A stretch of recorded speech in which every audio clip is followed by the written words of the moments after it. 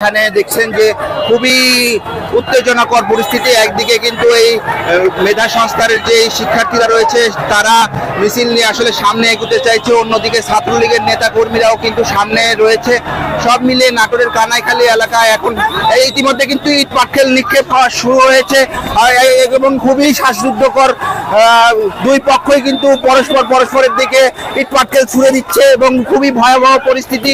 যে কোনো সময় আসলে উত্তেজনাকর অবস্থিতি বিরাজ করছে। দুই পক্ষের দিকে ইট পাটকেল ছুড়ছে। খুবই ভয়ঙ্কর পরিস্থিতি, খুবই উত্তেজনাকর পরিস্থিতি। আসলে এখানে ছাত্রলীগের নেতাকর্মীরাও রয়েছেন এবং বিপুল সংখ্যক পুলিশ মোতায়েন রয়েছিল। তারা কিন্তু দুই পক্ষকে নিবৃত্ত করার চেষ্টা করেছে, কিন্তু তারা নিবৃত্ত করতে পারেননি।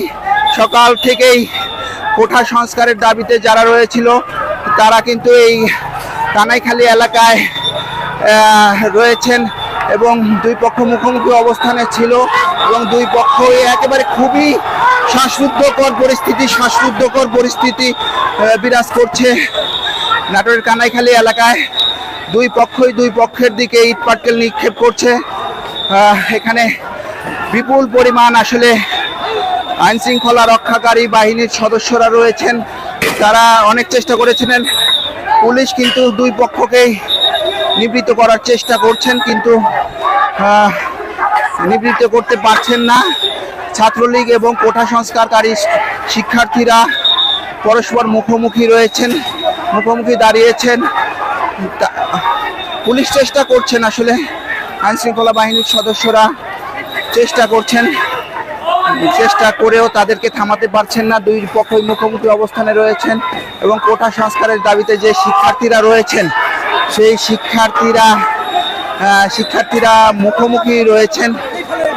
খুবই উত্তেজনাকর পরিস্থিতি বিরাজ করছে নাটোরের কানাইখালী এলাকায়। ছাত্রলীগ নেতাকর্মীরা তাদেরকে উদ্দেশ্য করে ইট পাটকেল নিক্ষেপ করছেন, অপরদিকে তারাও কিন্তু পাল্টা প্রতিরোধ গড়ে তুলেছেন। পুলিশ প্রশাসন ব্যাপকভাবে চেষ্টা করছে তাদেরকে নিবৃত্ত করার চেষ্টা করছে। এই যে সড়কের এক পাশে ছাত্রলীগ, অপরদিকে কিন্তু সাধারণ শিক্ষার্থীরা অংশ নিয়েছে। তো নাটোরের কানাইখালী এলাকায় খুবই শ্বাসরুদ্ধকর পরিস্থিতি আসলে বিরাজ করছে এখানে। এবং কোঠা সংস্কারের দাবিতে যে শিক্ষার্থীরা রয়েছিল সেই শিক্ষার্থীরা কেন্দ্রীয় মসজিদের উপরে অবস্থান করছেন।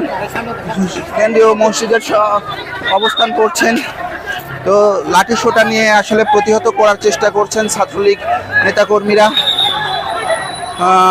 অপরদিকে কোঠা সংস্কারের দাবিতে যে শিক্ষার্থীরা এসেছিল তারাও নিবৃত্ত করার চেষ্টা করছেন। তো পরিস্থিতি অনেকটাই শান্ত হয়েছে।